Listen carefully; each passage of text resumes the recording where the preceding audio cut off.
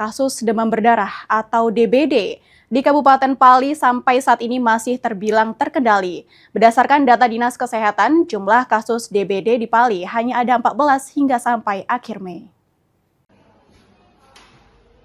Kasus demam berdarah Pali saat ini masih dalam terbilang cukup normal dan terkendali, yang mana dalam 6 bulan terakhir tercatat hanya sekitar 14 korban yang terpapar kasus DBD. Jumlah tersebut masih relatif rendah dibandingkan tahun sebelumnya.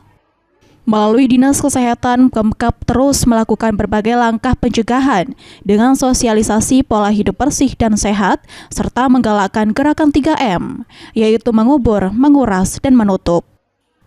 Ernawati selaku Kabid Pencegahan dan Pengendalian Penyakit P2P Dinkes Pali menyampaikan, tahun ini terbilang cukup berkurang, yang mana dari Dinkes sudah melakukan pencegahan di awal.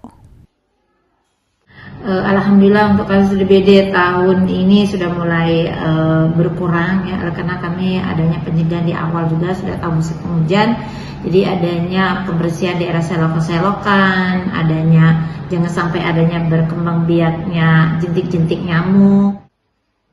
Idham Fajri, PAL TV.